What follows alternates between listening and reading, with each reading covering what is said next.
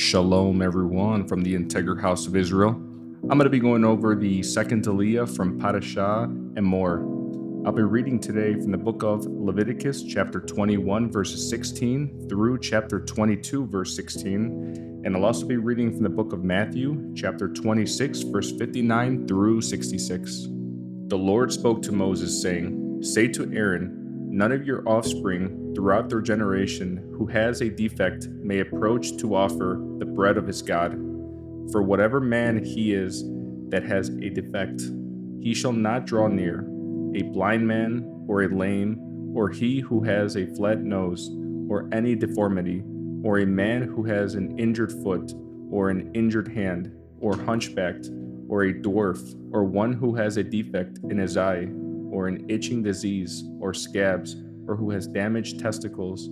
No man of the offspring of Aaron, the priest, who has a defect, shall come near to offer the offerings of the Lord made by fire. Since he has a defect, he shall not come near to offer the bread of his God.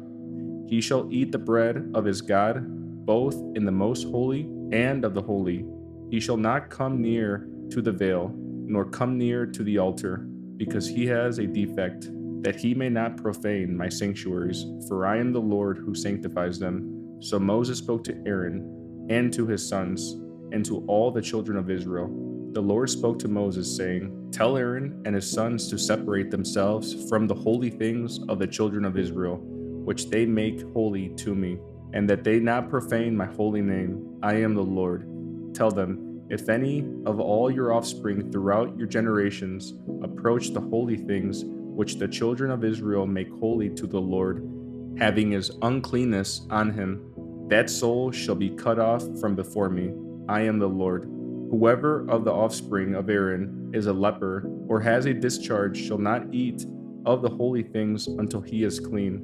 Whoever touches anything that is unclean by the dead, or a man who has a seminal emission, or whoever touches any creeping thing by which he may be made unclean, or a man from whom he may become unclean, whatever uncleanness he has, the person that touches any such shall be unclean until the evening, and shall not eat of the holy things, unless he bathes his body in water. When the sun is down, he shall be clean, and afterward he shall eat of the holy things, because it is his bread. He shall not eat that which dies of itself, or is torn by animals, defiling himself by it. I am the Lord. They shall therefore follow my commandment, lest they bear sin for it and die in it.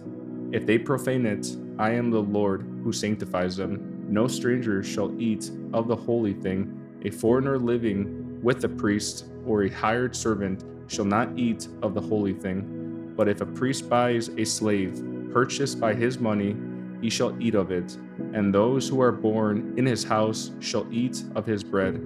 If a priest's daughter is married to an outsider, she shall not eat of the heave offering of the holy things.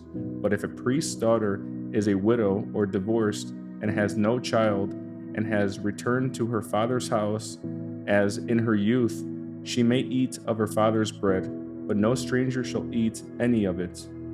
If a man eats something holy unwittingly, then he shall add the fifth part of its value to it, and shall give the holy thing to the priest.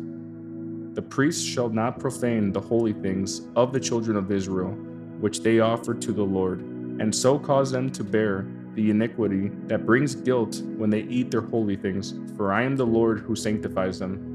Next, I'll be reading from the book of Matthew, chapter 26, verses 59 through 66.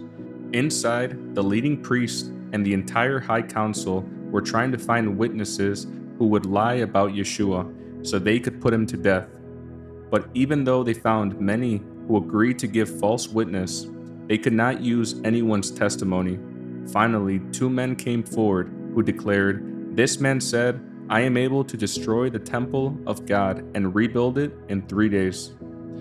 Then the high priest stood up and said to Yeshua, "Well, aren't you going to answer these charges? What do you have to say for yourself?" But Yeshua remained silent. Then the high priest said to him, "I demand in the name of the living God, tell us you are the Messiah, the Son of God." Yeshua replied, "You have said it." And in the future, you will see the Son of Man seated in the place of power at God's right hand and coming on the clouds of heaven. Then the high priest tore his clothing to show his honor and said, "Blasphemy! Why do we need other witnesses? You have all heard his blasphemy. What is your verdict?" "Guilty," they shouted. "He deserves to die."